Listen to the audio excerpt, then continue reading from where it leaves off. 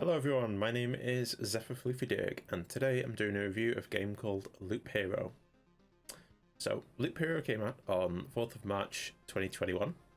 It is an indie deck building game by a developer called Four Quarters, published by Devolver Digital, and it's a very interesting game, so let me go ahead and give you my review. So, it starts with a evil lich that throws the world into a timeless loop, and the inhabitants are in this kind of chaotic environment where they don't really know what's going on. So the way you fight the Lich is with an expanding deck of magical cards. So you can place like buildings, terrain, and that'll spawn enemies. So each little encounter or each little loop is going to affect you differently depending on what happens. So what exactly is Loop Hero? Well, it's a unique blend of an auto battler, roguelike, and city builder all rolled into one, and I'll explain each part as we go through. So the battles will actually play themselves as you go through. So your hero and your allies will fight against hordes of like wicked and evil enemies. You've got things like skeletons, slimes, harpies, goblins, vampires, and like, all kinds of like different creatures as well. You've got different classes of enemies as well, depending on what happens. Each enemy has different traits and abilities that activate, and some of them can complement each other's, but other ones work against each other. So sometimes different combinations of monsters can make things either easier or harder for you, depending on what happens.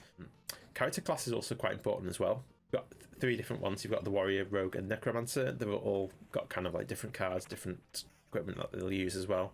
And that changes how your stats come to play. So you've got things like attack speed, defense, critical hit damage, all those kind of things. So depending on which ones you focus on, that makes battles a lot different in terms of what happens. In terms of the classes, you also get things like the traits, which will boost your abilities. Those happen every few times you go through the loop, and every time you get experience, those come into play. So depending on which ones you pick, that'll dramatically change the way the game works. So what makes this roguelike slightly different from others is that you're the one that's actually setting the pace, so you can decide how strong you want the enemies to be. So what happens is your character walks around a randomly generated loop, which is like basically like a circular bit of road. So this circular road is your one and only path throughout the world. So what happens and what you encounter depends on what cards you play, because different enemies spawn different cards, and then you play the cards on the map to decide what you want in any one place. And it's not just the ones you play on the roadside either. Some of the cards you play on the field, like far away from the road, can actually spawn objects on there as well. So just for an example, if you drop too many vampire estates on the board, you might be facing loads of strong vampire enemies, which could cause problems. If you put down too many rocks and mountains, you'll get random goblin camps spawning in, which is going to cause you a lot of problems. Also, even things like villagers will heal you if you step on them, but if you place too many villagers, that'll spawn the bandit camps, and the bandit camps are annoying enemies, and they can destroy your equipment as well, so that's like an extra problem you've got to worry about. There's also ranged enemies, and the ranged ones can attack you, and you won't be able to fight back. So with those ones, you just have to kind of like take care to avoid those kind of encounters if you possibly can. There is a benefit to fighting the enemies though. When you beat the enemies, you get the cards and the equipment that makes you fight better when you play. And the equipment varies in the rarity levels as well. So you have like the basic stuff that just gives you like a flat boost, but then obviously the more rarer the item, the more stat boost you can equip onto it at the same time. So a lot of those can stack, so you've got really big combinations you can do with those if you match those together. And then in between the runs themselves, you can construct new buildings. So you've got things like farms, watchtowers, and mud huts.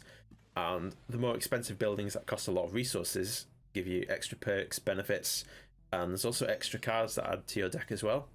So you've got a deck builder, so you can choose which cards to bring into battle as well. And that goes with the classes you pick too. So the building tech tree is really complicated, and there's a lot of extra things you can get when you get to like the really high levels. Obviously it takes you a while to get all the resources to get to that stage.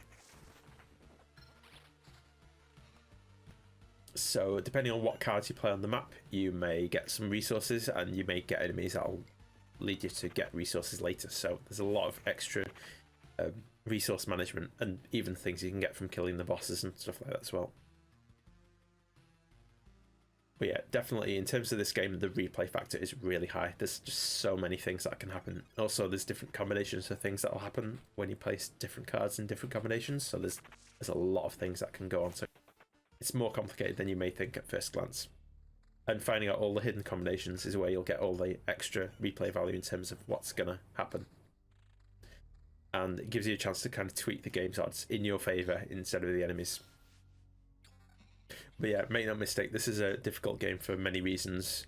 If it runs difficult and you face imminent death, you can retreat, but then you'll lose quite a lot of the resources. So it's kind of like the risk of whether you can survive the battle or whether it's better to run and fight another day. The bosses themselves are really tough. You've got different strategies you have to rely on in order to beat them. The different classes you pick also have their own benefits you can use to your advantage too. So you've got things like the warrior as like a really strong defensive buff, and they've got loads of defensive abilities to help you kind of survive like those long-term conflicts. With the rogue, you're focusing on gathering loads of equipment quickly and also unleashing the critical hit bonuses on enemies, which will do really high damage.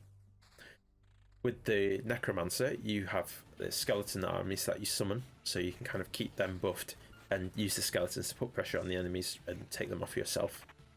Even after about 35 hours of this game, I can see myself playing this game a lot more to try and kind of master its intricate gameplay and kind of figure out all the quirks. Chapter 1, 2, and 3 will take you quite a while to beat. That's not all the game has to offer though. There's also Chapter 4, which is kind of like the full experience. That's where you fight all the 3 previous bosses and a new enemy, and that's a really long chapter, so that'll take you a while. So that's much more like a long one-term sitting rather than kind of trying to farm resources and do little bits, which is what the previous chapters are. So the previous chapters kind of build upon themselves, and then they kind of get you ready for the full game experience.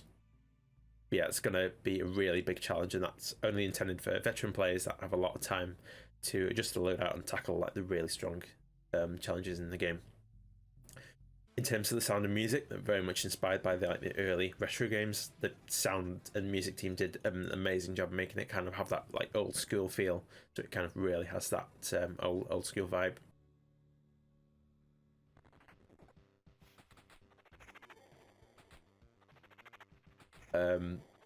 Similar for the visuals as well. They have like a really interesting kind of use of the color palette, so you'll have like a lot of blues, greys, some like oranges and browns chucked in there as well. So it's really kind of like very much like a retro kind of aesthetic, kind of similar to like RPGs of the 80s and DOS era kind of games as well. This story is really interesting and detailed as well. It kind of unfolds as you play. As you play like a new card, you'll get like a new bit of interesting text and dialogue about what it is. And